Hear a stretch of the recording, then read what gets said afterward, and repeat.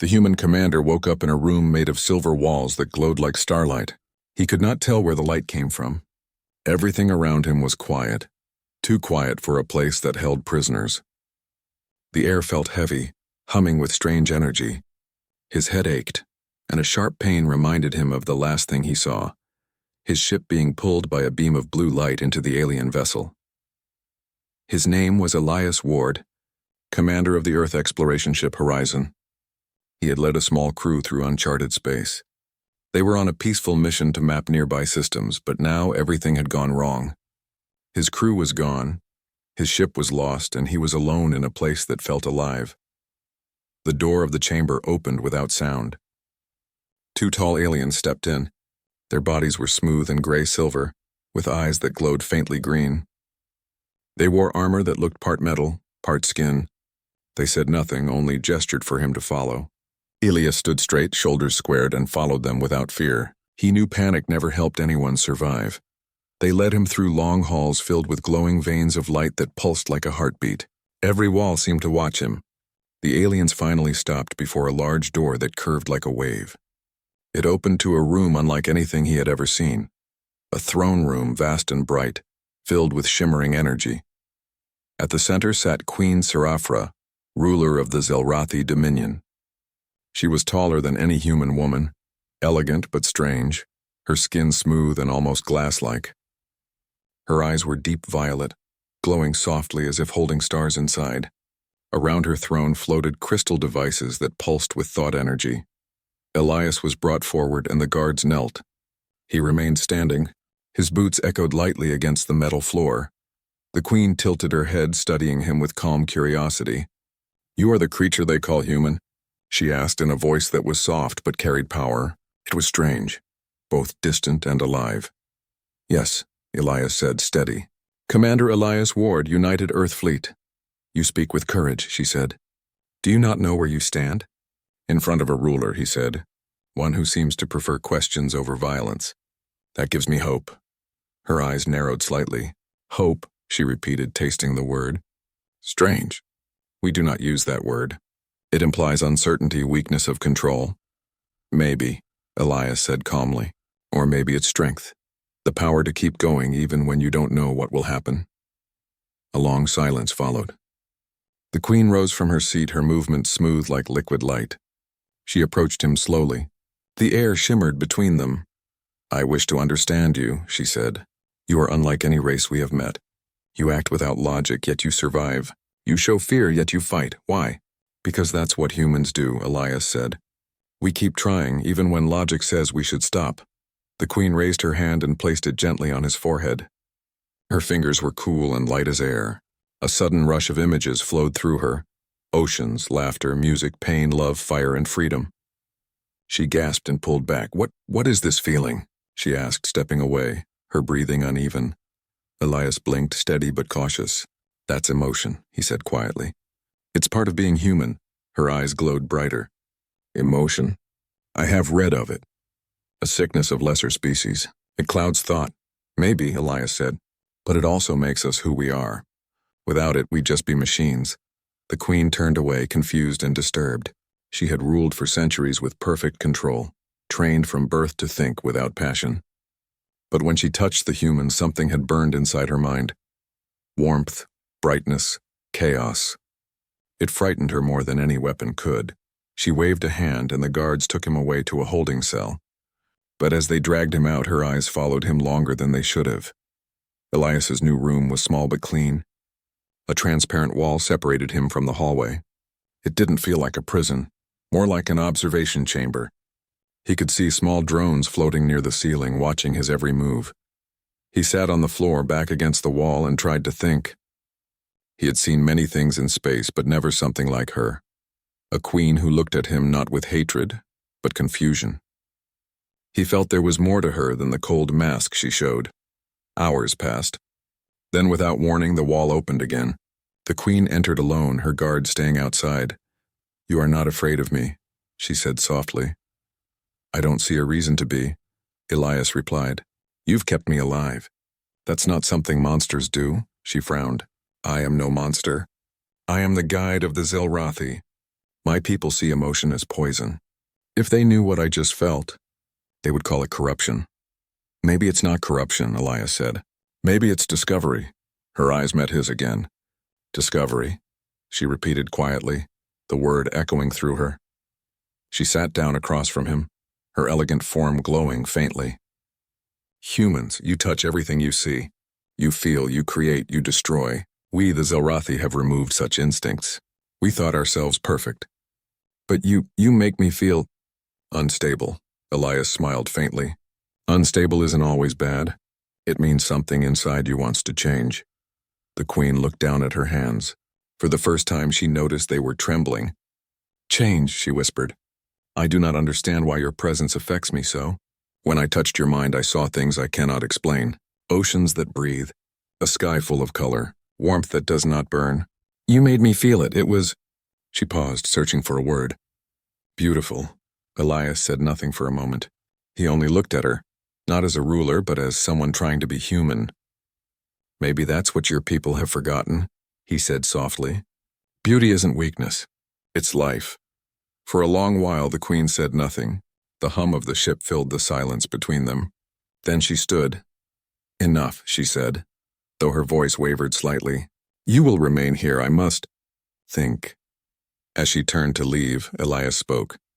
Queen Serafra, I don't know what you're feeling right now, but whatever it is, and don't fear it. Sometimes the most powerful thing we can do is let ourselves feel.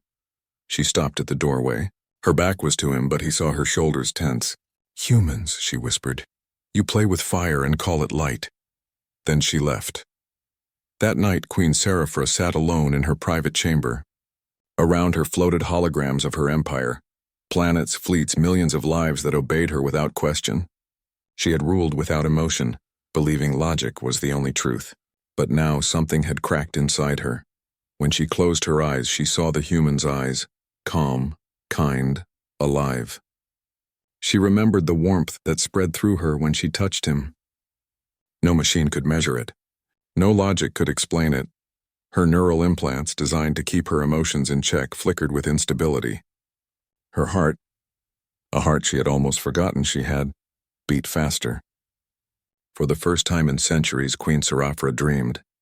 In her dream, she walked through a field of blue fire under a soft sky. The human was there, smiling, holding out his hand. She reached for him, and the world around her melted into light. She awoke with a start, her breath sharp. She pressed a hand to her chest. It was racing, alive. Impossible, she whispered. Humans cannot do this to me. But deep inside, a part of her, Andrew, small, silent, and knew and whispered back, he already has.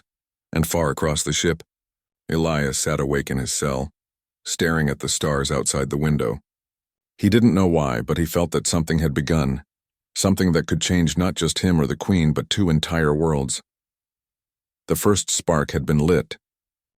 Days passed on the Zelrathi flagship, but Queen Serafra could not stop thinking about the human. Her mind, trained for perfect logic, now felt restless. The memory of his touch, warm, gentle, and alive, stayed inside her like a spark that refused to fade. The queen sat in her private chamber, watching her empire through holographic windows. Dozens of star systems obeyed her word without question. Armies followed her command. Yet for the first time, her heart felt uncertain. Her advisor, Lord Vecran, stood before her, his tone calm but sharp. My queen, the council grows uneasy. They have noticed your distraction. The human should be eliminated before his presence infects you further. Infects? She repeated quietly. Do you call curiosity an infection, Lord Vecran? With respect, curiosity leads to weakness, he said. You have always taught us this truth. The queen looked away, hiding her thoughts. Perhaps truth can change, she murmured. Vecran tilted his head. Change is not logical. Neither is life, she replied softly. He said nothing, but his eyes flashed with silent concern.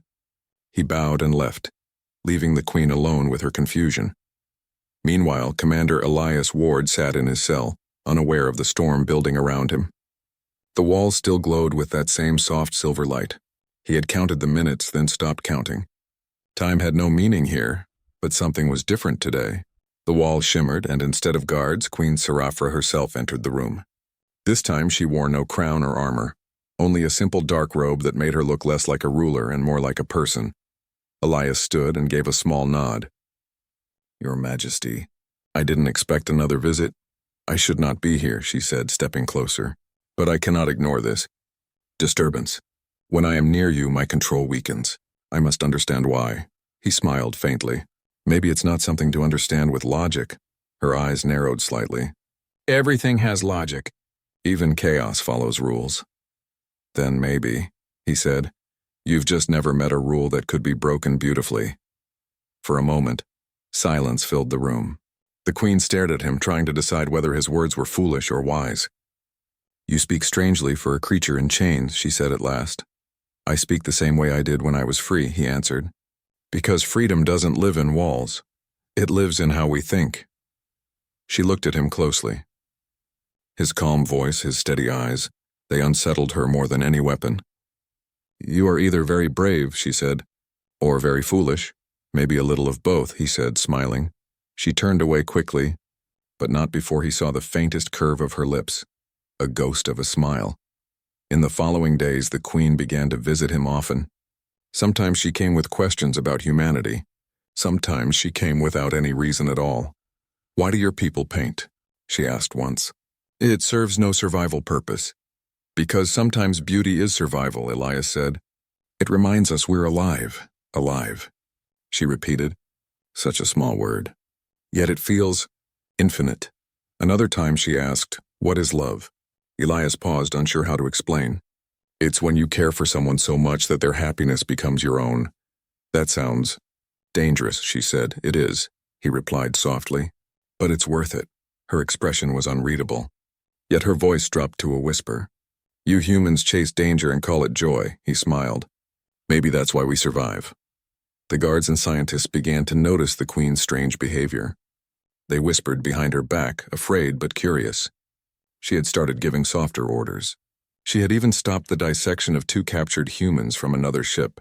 The court was unsettled. One evening, as Elias slept in his cell, alarms suddenly blared. The lights turned red and the air grew hot. The Queen appeared at the door, breathing fast. "What's happening?" Elias asked. "Reactor malfunction," she said quickly. "The containment core is destabilizing." I came to my before she could finish, the floor shook violently.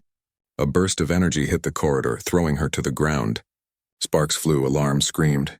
Without thinking, Elias rushed forward, pulling her out of the fire's path. "Stay still," he said, wrapping his arm around her to shield her from falling debris. This is illogical," she whispered weakly. "You could die." "Then I'll die saving someone worth saving," he said simply. He guided her out as the heat grew unbearable. She stumbled once, her vision blurring, but he held her steady until the emergency shields activated, sealing the corridor. When it was over, the Queen sat on the floor trembling. Her chest rose and fell rapidly, her eyes glowing faintly brighter than usual. Elias knelt beside her, checking for wounds. "Are you all right?" he asked. She looked at his hand on her arm, warm, gentle, human. The same touch that had haunted her dreams now saved her life. Her voice shook slightly. "Your touch, it burns, but it doesn't hurt." "Why?" he smiled softly. "Because it's not fire. It's life." Her breathing slowed. For a moment, they simply looked at each other. Something unspoken passed between them, something deep and real. Later in the medical wing, Lord Vecran confronted her. "The Council demands to know why you risked your life for a primitive," he said sharply. "Because he saved mine," she answered. "By accident, perhaps." "No," she said firmly, "by choice. And that is something you cannot understand, Vecran. You obey, he chooses." The advisor's eyes darkened. "You are changing, my queen. This human has infected you. Soon you will no longer be fit to rule." Seraphra stood tall, her violet eyes shining. "If feeling makes me unfit, then perhaps we have ruled wrongly for too long." Vecran bowed stiffly but left with anger in his step. He would report to the council. The Queen knew it still. She did not regret her words.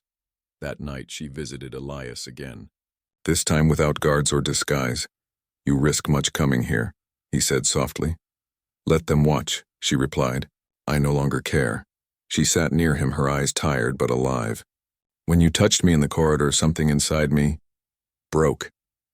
For the first time I felt fear, not of death, but of losing something I did not understand." He listened quietly. She continued. We, the Zelrathi, have no concept of care. We build, we conquer, we control. But now I feel something different when I see you. It is not control. Elias smiled faintly. Maybe it's connection. Connection, she whispered. Yes, it feels dangerous, but also beautiful. He nodded. That's how most good things start. They sat in silence for a long time. The soft hum of the ship surrounded them. Her hand resting near his trembled slightly. I do not understand why I am drawn to you, she said finally. Your kind is fragile, chaotic, full of flaws. Yet your touch drives me insane. It fills my mind with warmth I cannot control. Elias's voice was calm. Maybe that's not insanity. Maybe that's being alive. The Queen looked at him, eyes full of emotion she could no longer hide. If this is life, she said quietly, then I have been dead for too long. For a moment her fingers brushed against his hand. The spark returned, soft, warm, real. It wasn't romantic in a physical way, but something deeper, like the birth of understanding between two worlds. When she stood to leave, she turned once more toward him. You are dangerous, human, she said softly. Not because you fight, but because you make me feel. He met her gaze. Then maybe, Your Majesty, it's time your people felt something too. She said nothing, but a small, real smile curved her lips. Then she left, the door sliding shut behind her. In the dark of her chamber, Queen Seraphra stood before a mirror of living crystal. Her reflection looked the same, tall, proud, cold. But she knew she was no longer the same inside. The human's words echoed in her mind. Maybe it's not fire. It's life. She touched her chest, feeling her heart's rhythm. Each beat was a whisper of rebellion, a song of something new. Far below in his cell, Elias looked out at the stars. He didn't know what fate waited for him, but he felt certain of one thing. The Queen was changing, and with her the future of two species might change too. The days that followed were not peaceful. The Zelrathi High Council had noticed the Queen's unusual behavior and the sudden delay in destroying the human prisoner. Whispered meetings began. Advisors spoke of corruption, of emotional infection, of weakness spreading from the throne. Queen Seraphra knew what they were saying. Every word reached her through her loyal guards, who themselves looked uneasy. Still, she continued her duties with calm grace. But deep inside, a storm was growing. Elias Ward remained in his cell, unaware of the danger closing in. He spent his time watching the stars outside the glass wall, wondering if he'd ever see Earth again. But strangely, he did not feel hopeless. Something about the Queen's visits, her slow change, gave him a quiet faith that his capture had meaning. That evening, as the ship drifted near a glowing nebula, the Queen entered his room again. Her face was tense, her eyes filled with worry. The Council has decided your fate, she said quietly. They have demanded your execution. Elias looked at her with calm eyes. I see. They say you have poisoned me, she continued, pacing the room. They claim that I am no longer fit to rule. They will act soon, Elias stood up. Then you must do what keeps you safe. She stopped and looked at him sharply. Safe, she said. You think I fear for myself? He gave a small smile. You should. You're a queen. For a moment her anger softened. You still don't understand, she said. Since I met you, I have felt more alive than in all my years. If they destroy you, they destroy the only light I have found. He shook his head slowly. You don't need me for that. The light is already inside you. You just forgot it was there. Her lips trembled slightly. You speak as if you know me. I know the part of you that's human, he said quietly. The part that feels. She turned away, torn between duty and something she had no name for. Later that night, the Queen stood before the full council. 12 tall Zelrathi lords floated around her throne in circles of light. Their faces were calm, but their eyes cold. Lord Vekran spoke first. My queen, he said firmly, we have observed your actions. You protect the human. You show emotion. You defy our principles. We cannot allow this infection to continue. The queen's voice was calm but strong. You call it infection. I call it evolution. Murmurs filled the chamber. One of the lords hissed, You sound like him, the primitive creature who has twisted your thoughts. He has not twisted me, she said, stepping forward. He has shown me what we lost long ago, the power to feel. Lord Vekran's voice rose. Feeling makes us weak. No, she said, her voice firm as thunder. Feeling makes us alive. A silence fell. The queen looked around the chamber, her violet eyes glowing. Our empire has lasted thousands of years, but we have turned into machines. We do not dream. We do not love. We do not hope. We only obey. Is that strength or emptiness? The council remained silent. The queen turned her gaze to Vecran. You fear emotion because it cannot be controlled. But control without compassion is not power. It is slavery. Then you choose the human over your people? Vecran demanded. I choose truth, she said quietly. And the truth is, he saved me. Not only my life, but my soul. Gasps filled the chamber. The council's energy lights flickered. Vecran raised his staff. Then you leave us no choice. You are unfit to rule. Guards, before he could finish, the queen's voice echoed across the hall. Stand down. The guards froze, their implants unable to resist the command of their sovereign. The queen's aura glowed brighter, the light surrounding her rising like fire. I am your queen, she said, and I will decide what happens in my kingdom. Moments later, alarms blared through the ship. The council had called for rebellion. Loyalists and guards clashed in the halls. Explosions shook the flagship. Elias, still locked in his cell, heard the chaos outside. The door slid open suddenly. Queen Serafra stood there, slightly wounded, her robe torn at the shoulder. Her voice was urgent. We have to leave now. He stared at her. You're bleeding. I'll survive, she said quickly. Move. She led him through dim corridors, her power pulsing around them like a shield. They reached the hangar bay where a small escape craft waited. But as they approached, Lord Vecran appeared with armed soldiers. Stop her, Vecran shouted. The queen is no longer of the Zelrathi. Blaster fire filled the air. The queen raised her hand, creating a wave of pure energy that threw the soldiers aside, but Vecran stood firm, his weapon glowing. You betray your species for a human? He spat. The queen looked at him with calm defiance. Not betrayal, salvation. Vecran fired. The energy bolt struck her arm. She cried out in pain, falling to one knee. Elias ran forward and pulled her behind cover. Stay down, he said, grabbing her injured arm. She winced but didn't stop him. You'll die for her? Vecran shouted. Elias looked over the barrier. If that's what it takes to save what's right, then yes. Before Vecran could fire again, the queen rose to her feet, eyes burning with violet light. No more, she shouted. A blast of pure energy burst from her, hurling Vecran backward. His weapon shattered and he fell to the ground unconscious. The room fell silent. The queen breathed heavily. Let's go, she said softly. Together they entered the escape craft. The ship's engines roared to life, and in moments they were flying away from the flagship. Through the window, the giant vessel shrank behind them, surrounded by flashes of battle light. For a long while, neither spoke. The stars stretched endlessly before them. The queen sat quietly, holding her injured arm. Elias patched it with the limited tools in the ship. You saved me again, she said softly. He smiled. I guess it's becoming a habit. Her eyes softened.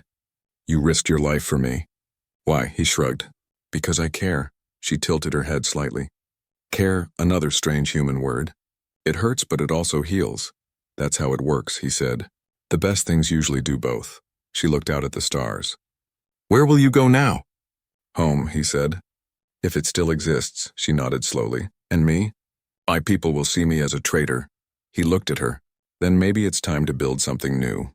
Not as queen and human, but as equals. She turned to him, her violet eyes shining. Equals, she repeated softly. You speak as if such a thing is possible. It is, he said. If you believe it is.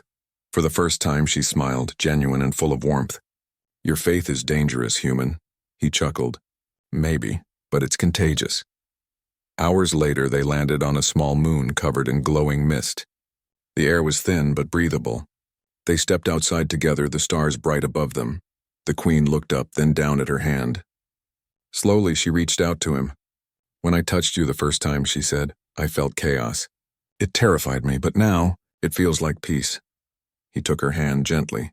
Maybe that's because you stopped fighting it. She smiled softly. Human, your touch drives me crazy, she said in a low voice. But it also makes me feel alive. Elias looked at her, then up at the stars. Then I guess that's what it means to be human. The queen nodded. Then perhaps I wish to be a little human too. They stood together in silence, two beings from different worlds, united not by conquest or fear, but by something far greater, understanding. Back in deep space, the Zelrathi Empire was changing. The Council's control weakened and whispers spread of the Queen who had chosen to feel.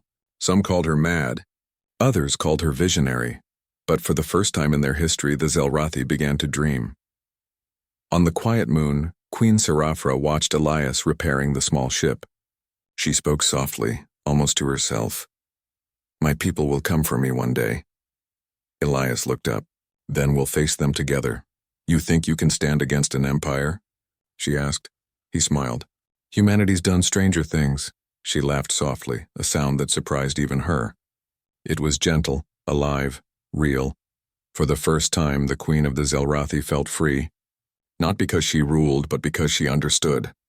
The warmth she once feared had become her strength, and as the stars reflected in her violet eyes, she knew this was not the end.